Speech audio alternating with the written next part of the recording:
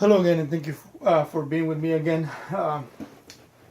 Some of the activities that I would give the students, as I was mentioning earlier, would be their journal, of course, and quizzes, and arranging students in groups.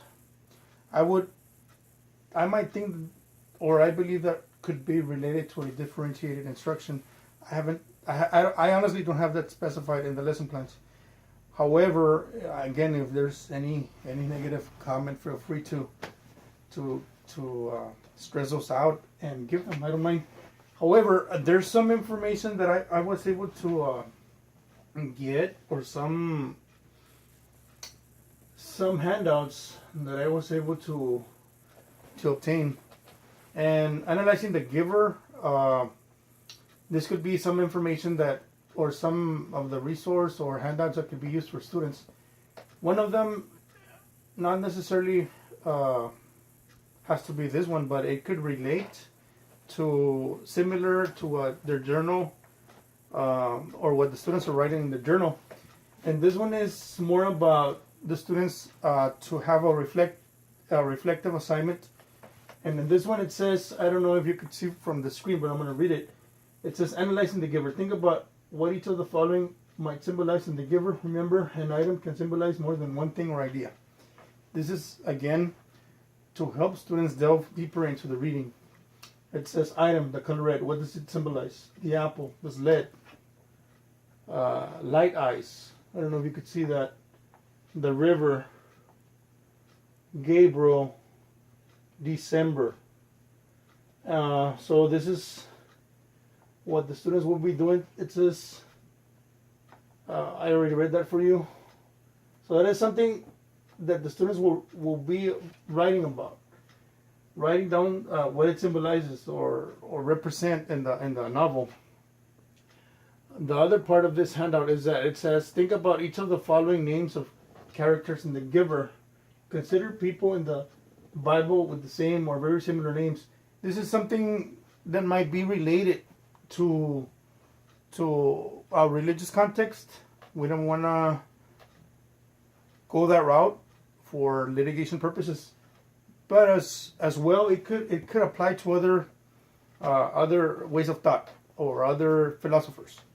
But in this case, since this particular handout relates to a religious content or something related to what, let's say, in this area we're aware of, could be Catholicism or Christianity or Jehovah's Witnesses or any other type.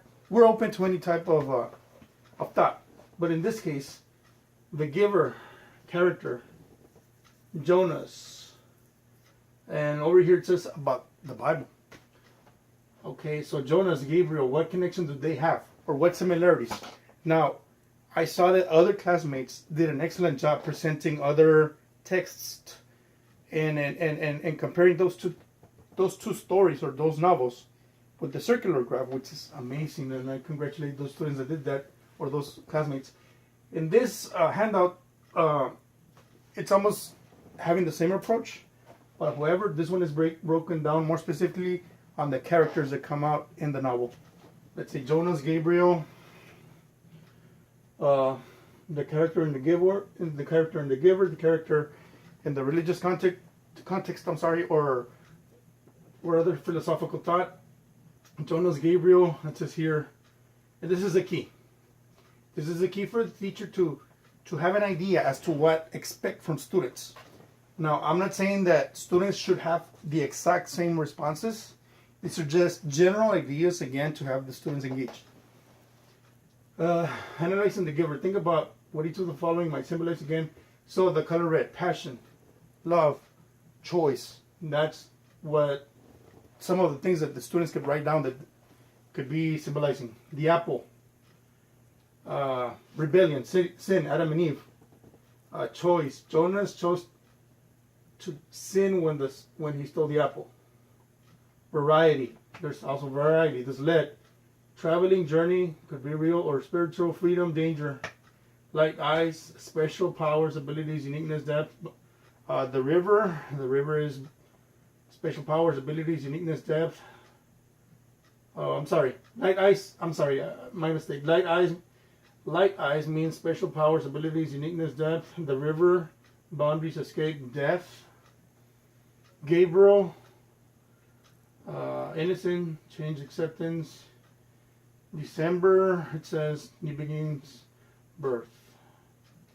Okay, the key for the second question on this handout, think about each of the following names or characters in the giver. Consider people in the Bible or in religious thought or philosophical thought. Do you think the author intended to make connections, to make religious or philosophical connections with these characters' names? Describe a possible connection. So it says here Jonas. It's an example in the giver. Who's Jonas? He's the receiver. The receiver. It says connection. Jonas could represent Jonah from the Bible or the religious context, who is trapped in the whale. Jonas is trapped in the community. Both are scapegoats. Jonas could also represent Jesus. Jonas bear the pain for the community in the form of receiving and keeping memories. Jesus died for the sins of others. Also, this could also be emphasized to what we leave with our parents, what our parents do for us as well. This is just an example. The other one is Gabriel. Brings about changing. So this is another connection to religious or philosophical thought. And this is something that I found online that I was able to use as a resource or to get idea. Of course, I'm giving the credit. I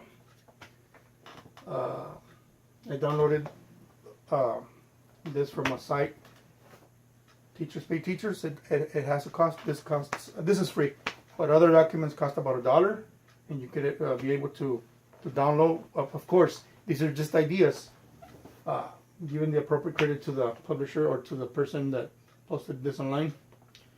Another thing that I wanted to mention that I found interesting, and most of us know about, and I'm going to share this real quick. I don't know if it came up or not. I think it did. Probably not. Okay. I'm assuming. Okay, let me see if it opens in this program. Excuse my. Oh no, I didn't open it. Okay, what I was trying to present in this part is to just have an idea of the plot diagram. A plot diagram, which is okay. It's right here, which is the beginning, the rising action. Oh man, let's see. Okay, this is gonna look pretty blurry. I hope you all can see it. But we can use also the climax. What is the beginning, the rising action, the middle or the climax of an action, the end, the resolution.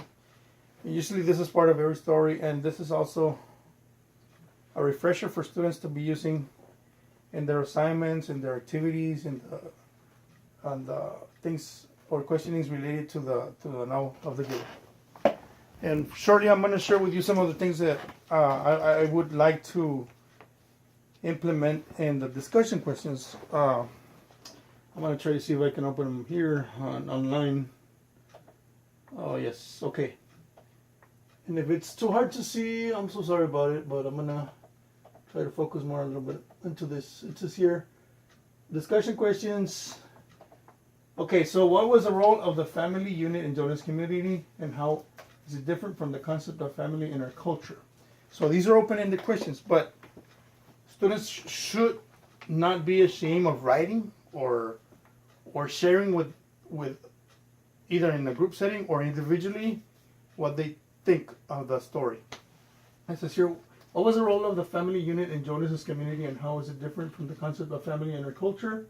The family unit was an artificial family selected by elders. Its role was to raise children by the rules.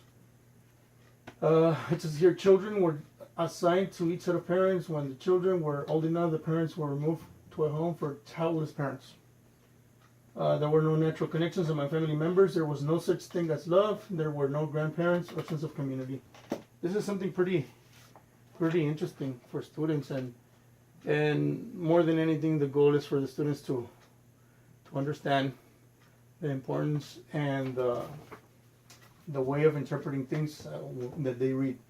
Another question that I might bring up in a discussion or in a handout is that what did you notice about the language used by the author in this book? How does it reflect the community itself? The lack of figurative language and showy adjective robs the language of color, just as the community has been robbed of color. Almost all words are restricted to literal meanings, taking away the freedom and playfulness that figurative language allows. The people of the community have also been robbed of freedom and playfulness and are restricted to literal actions and interactions with one another. Many new terms are mechanical or euphemistic. Release for kill, which reinforces the lack of emotion and the sense of control in the community. So again, these are just things or ideas that could be used in discussions or in questions. One thing that I was so shocked about this novel was that those people that were born different were released. Something that I really caught my attention was that they were released. And again, we present this novel enclosed into two vocabulary words that I want to stress again: dystopia, utopia. And I hope this is something that was beneficial. If not, feel free to leave the comments. But this is something that I think is important to use as part of a lesson plan. And as well, I want to stress that after we finish reading the novel, we will be able to view the full film in the class together. I appreciate you watching this video and this lesson. Thank you.